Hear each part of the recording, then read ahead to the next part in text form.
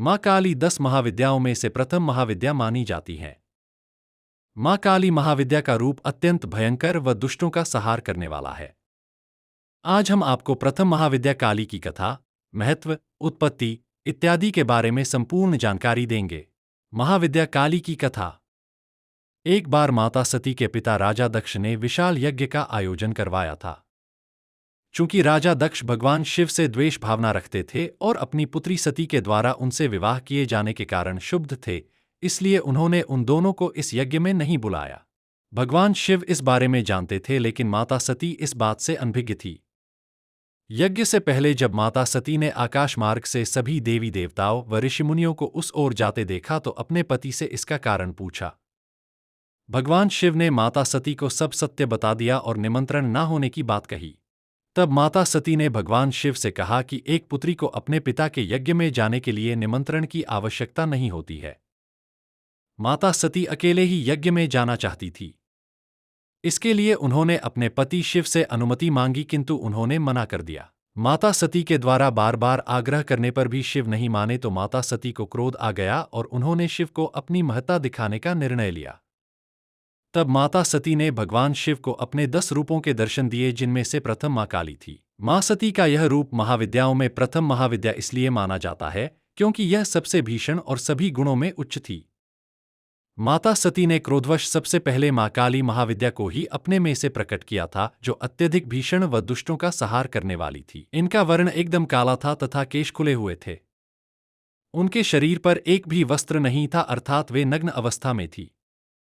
उनकी भगवान शिव की भांति 3 आंखें थीं। साथ ही माँ काली के 4 हाथ थे, जिसमें से एक हाथ में कटा हुआ राक्षस का सिर, दूसरे में खड्ग, तीसरा हाथ वरदान मुद्रा में और चौथा हाथ अभय मुद्रा में था। काली के गले में राक्षसों के कटे हुए सिर की माला बंधी हुई थी। इतना ही नहीं, उन्होंने राक्षसों के नरमुंडों की एक माला अपनी पीठ पर कमरबंद के रूप में बांधी हुई थी। उनकी जीभ अत्यधिक लंबी व लाल थी, जिसमें से रक्त टपक रहा था। काली महाविद्या का महत्व। माँ काली का यह रूप प्रथम महाविद्या होने के साथ साथ हमें कई तरह की शिक्षाएं देकर जाता है, जिस कारण इसकी महत्ता बढ़ जाती है। जैसे कि काली महाविद्या को समय व परिवर्तन की देवी माना गया है, अर्थात वह समय से परे है। उनकी 3 आंखें भूतकाल, भविष्यकाल व वर्तमानकाल को प्रदर्शित करती हैं। ब्रह्मांड में समय हमेशा गतिमान है, जिसका प्रतिनिधित्व माँ का यह रूप करता है। साथ ही माँ का यह रूप अपने भक्तों को अभय प्रदान करता है। माँ का एक हाथ अभय मुद्रा में है। वह अपने भक्तों के मन से भय को भगाने व आत्मविश्वास को बढ़ाने का परिसूचक है। माँ का एक हाथ आशीर्वाद मुद्रा में है। इससे वह भक्तों के मन में यह आशा प्रकट करती है कि उनका यह भीषण रूप केवल दुष्टों के लिए ऐसा है, जबकि भक्तों के ऊपर उनका आशीर्वाद हमेशा बना रहेगा। काली महाविद्या के रूप। भगवती काली के रूप भेद असंख्य है, तथापि इनके 8 भेद मुख्य माने जाते हैं, जिनमें प्रथम नाम चिंतामणि काली, दूसरी स्पर्शमणि काली, तीसरी संततिप्रदा काली, चौथी सिद्धि काली, 5वीं दक्षिणा काली, 6ठी कामकला काली, 7वीं हंस काली, 8वीं गुह्य काली। इनके अतिरिक्त भद्रकाली, शमशान काली और महाकाली ये 3 भी विशेष प्रसिद्ध है।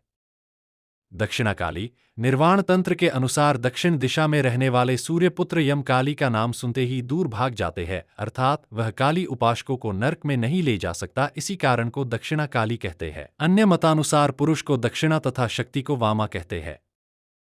वही वामा दक्षिण पर विजय प्राप्त कर महामोक्ष प्रदायिनी बनी, इसी कारण तीनों लोकों में दक्षिणा कहा गया।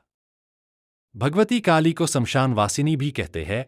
यहाँ शमशान का लौकिक अर्थ जहाँ मृत प्राणियों के शरीर जलाए जाते हैं, परंतु देवी के निवास स्थान के संबंध में शमशान शब्द का अर्थ यह लागू नहीं होता। 5 महाभूतों का चिद्ब्रह्म में लय होता है। भगवती काली चिद्ब्रह्म स्वरूपा है। अस्तु जिस स्थान पर 5 महाभूत लय हो वही शमशान है और भगवती का स्थान है। संसारिक विषयों काम क्रोध रागादि का भस्म होने का मुख्य स्थान हृदय है।